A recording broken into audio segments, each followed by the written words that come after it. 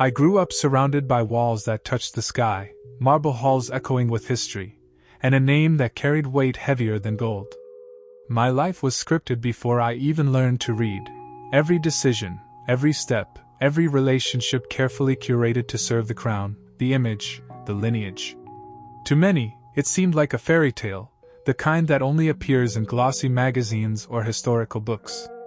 But to me, it was a cage. A gilded one, yes, but a cage nonetheless. And within those walls, where duty overshadowed desire, there was only one place I found a glimpse of real humanity, through the gentle hands and kind eyes of the woman who cared for me as a child, my nanny. What I never knew back then, what no prophecy of tradition could have foreseen, was that her daughter would one day shatter every expectation, rewriting the course of my destiny forever. When I first met her, I didn't even realize who she was.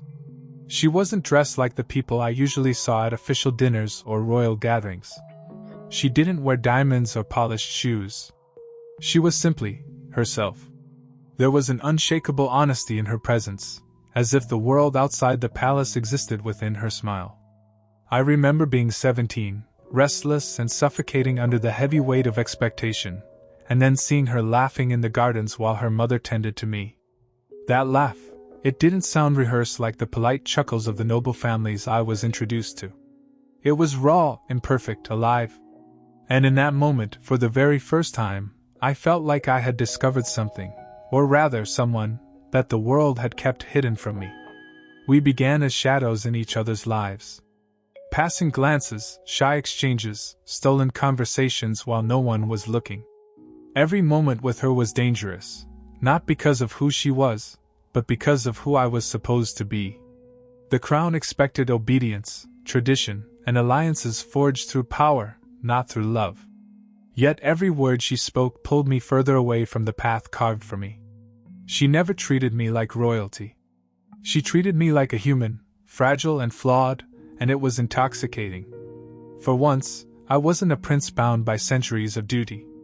I was just a boy, listening to the heartbeat of someone who saw me, not the title, not the inheritance, but me. The years passed, and with every secret meeting, every hidden note, every brush of her hand against mine, I felt the line between duty and desire blur. But reality has a cruel way of reminding us where we stand. One evening, during a grand banquet, my father announced plans for my engagement to a foreign princess, a union designed to strengthen alliances and secure the dynasty. The applause was thunderous, but my chest felt hollow. I caught her eyes across the room.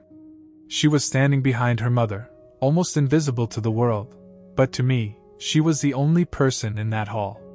That night, I made a choice I never thought I'd have the courage to make, to defy the crown for the one thing they could never control, love.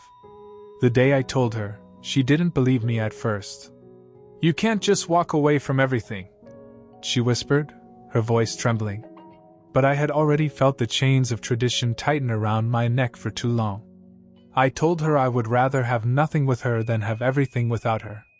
The inheritance, the palaces, the titles, they meant nothing compared to waking up and seeing her beside me. For the first time, I wasn't afraid of losing. I was afraid of living a life that wasn't mine. And so, I gave it all up. I signed away the inheritance that was supposed to secure my name for centuries. I walked out of those golden gates, not with riches, but with her hand in mine. But it wasn't a fairy tale ending, not yet. The world doesn't forgive rebellion easily, especially when it comes from someone born to obey. We faced ridicule, rejection, and the scorn of those who believed love was too fragile to stand against power. I watched her cry because of the words they wrote, the lies they spread, the venom they spat at us. And yet she never let go. Her strength became my anchor, her laughter became my shield, and her love became my kingdom. The more they tried to break us, the stronger we became. Because what they didn't understand is that love born in truth doesn't collapse under pressure, it expands. We built a life from nothing. No crown, no guards, no legacy to lean on, only us.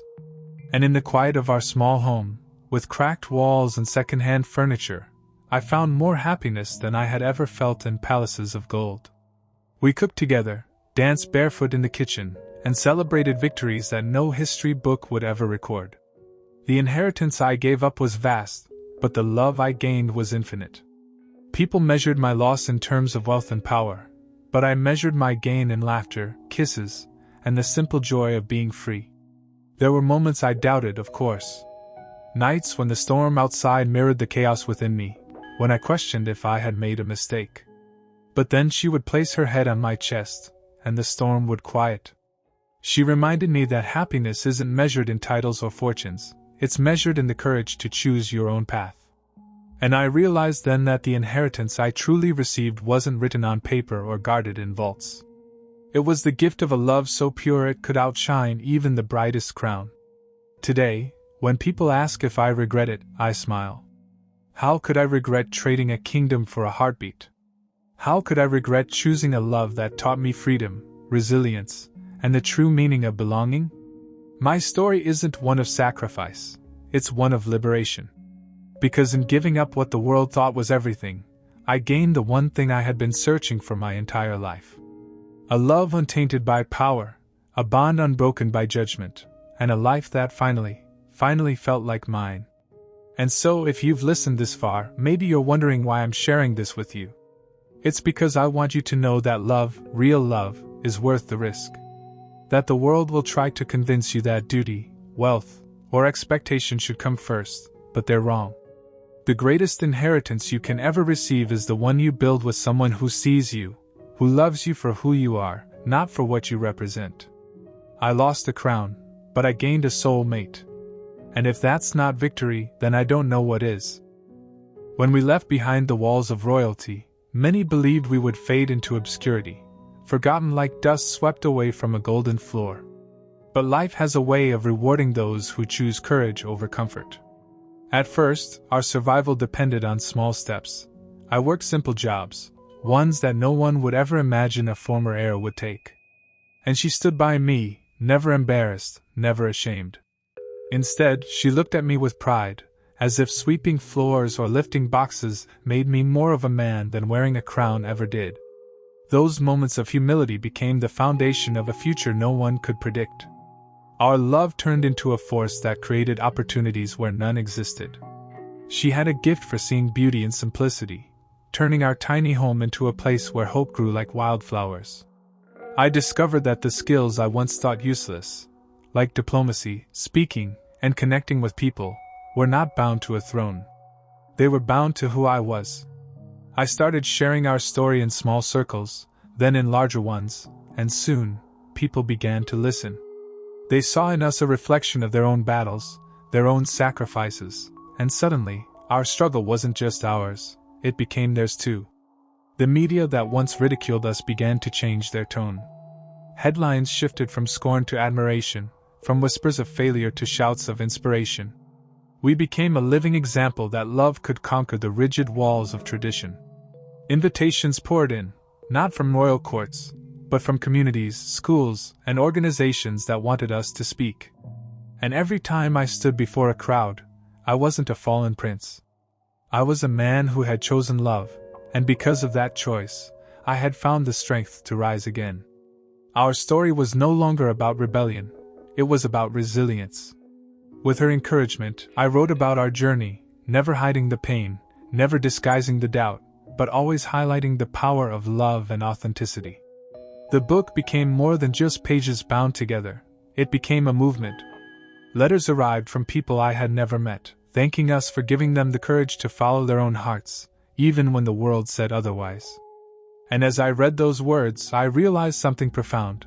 The inheritance I had walked away from had transformed into a legacy I was building with my own hands, one that no crown could ever rival. Success didn't come in the form of gold or titles, but in the quiet moments where we saw the fruits of our faith. We opened a foundation to help children from humble backgrounds, kids who, like her, had been overlooked by the world. Every smile we saw, every opportunity we created, became a piece of a kingdom far greater than the one I abandoned. It was a kingdom of compassion, where every child mattered, every dream was valid, and every act of kindness was a seed for the future. That was our true empire. But even as our names began to shine again, she remained the same woman who once laughed in the garden all those years ago. Her feet stayed on the ground, her hands never let go of mine, and her laughter still carried the same purity. In her eyes, success wasn't about fame or recognition, it was about staying true to the love that started it all. And that became my compass. Whenever the world tried to drag me back into its games of power and image, I remembered that my success was not measured by applause, but by the peace we had built together. We traveled the world, not as royals, but as partners in love and purpose. We saw how cultures different from ours celebrated life, and we shared our story not as a fairy tale, but as proof that the greatest power lies in choosing love over fear. And everywhere we went, people reminded us that they, too, had battles to fight, choices to make, and courage to find. In their eyes, we weren't distant figures of a lost crown. We were mirrors reflecting their own strength back to them. That connection was richer than any treasure vault. There were moments when I thought about what might have been if I had stayed. The castles, the power, the endless security of wealth. It was tempting in thought, but only in thought. Because the reality was far different. That life would have been hollow, an endless performance on a stage I never wanted to stand on. Instead, I chose a path filled with uncertainty but also filled with authenticity. And because of that, every sunrise felt earned, every joy felt genuine, and every success carried the weight of truth. Looking back now, I see that walking away was not the end of my story, it was the beginning. I did not lose a kingdom, I built one. I did not abandon an inheritance, I created a legacy. And I did not fall from grace, I rose into freedom. My success isn't mine alone, it belongs to her, to us, to every person who believed that love could rewrite destiny. Together, we proved that sometimes the bravest act is not holding on, but letting go of what the world says you must keep. And so, as I share this with you, I hope you feel the truth burning between the lines. Success isn't defined by crowns, titles, or riches. It's defined by love that endures, by courage that inspires, and by the choices that lead us closer to who we truly are. I gave up a royal inheritance, but what I gained was immeasurable. I gained a partner, a purpose, and a legacy that will echo far beyond marble walls. This is my story of love, sacrifice, and triumph, a story I now pass on to you. In every life, there comes a moment when we are asked to choose between what is safe and what is true. The story you just heard is not just about a prince who gave up a royal inheritance. It is about the universal struggle between duty and desire, between expectation and authenticity. Each of us, in our own way, wears invisible crowns, the roles society places on us, the traditions our families expect us to follow, the pressures of success defined by wealth or status. But what happens when those crowns begin to weigh us down? What happens when the path laid out for us doesn't align with the beating of our own hearts? That is when courage is required, not the kind of courage that storms battlefields, but the quiet, relentless courage to say, "This is not who I am, and I will not trade my truth for approval." Think about your own life. Perhaps you are working a job that looks good on paper but leaves your soul restless. Maybe you are in a relationship that feels safe, yet lacks the fire of true connection. Or maybe you've been told all your life that you must walk a certain path, study this, marry that, achieve this, yet deep inside, another voice is calling you. The prince's story reminds us that ignoring that voice may keep us comfortable, but it will never make us fulfilled. Real success is not about how the world measures us, but about how aligned we feel with our own truth. The world might applaud when you follow the script, but only you will know the emptiness of living someone else's story. Love, in this story, is the great disruptor, and perhaps the greatest teacher. Not just romantic love, but love in all its forms. Love for another person, love for yourself, love for the life you want to live. It teaches us that to be truly alive, we must be willing to risk. Risk losing approval, risk losing security, risk stepping into the unknown. But what do we gain in return? We gain authenticity, we gain freedom, and we gain the unshakable joy of knowing that we are living the life we were meant to live. And isn't that the greatest inheritance of all? Not gold, not titles, not possessions, but the peace of looking in the mirror and recognizing the person staring back at you. Everyday life is full of moments that call for this kind of bravery. It might be the decision to walk away from a toxic friendship, even when you fear being alone. It might be the moment you choose to follow a dream others laugh at, because you know it's what lights you up inside. Or it might be as simple, and as profound, as standing firm in your values when the world tries to bend you. Each of these choices is an act of reclaiming your crown, the invisible one that doesn't weigh you down but lifts you up. The prince gave up a royal inheritance, but in doing so, he showed us that the true inheritance we are all entitled to is freedom, the freedom to be unapologetically ourselves. So as you carry this story with you, remember that you too are faced with choices every single day. Will you choose comfort, or will you choose authenticity? Will you cling to the inheritance of expectation, or will you embrace the gift of truth? The prince's story is dramatic, yes, but the principle is simple. Real success is born when we honor love, authenticity, and courage over fear, duty, and approval. And in your own life, the stakes may not be royal, but they are just as meaningful, because they are yours. Thank you for staying with me until this point. If this story and reflection touched you, I invite you to carry its message into your own life. And if you felt inspired, please don't keep it to yourself. Share it with someone who might need a reminder that love and authenticity are worth the risk. Don't forget to subscribe to the channel so you won't miss more stories like this one, and leave your thoughts in the comments. I'd love to hear how this touched your heart. Together, let's spread this message far and wide, because the world needs more courage, more authenticity, and above all, more love.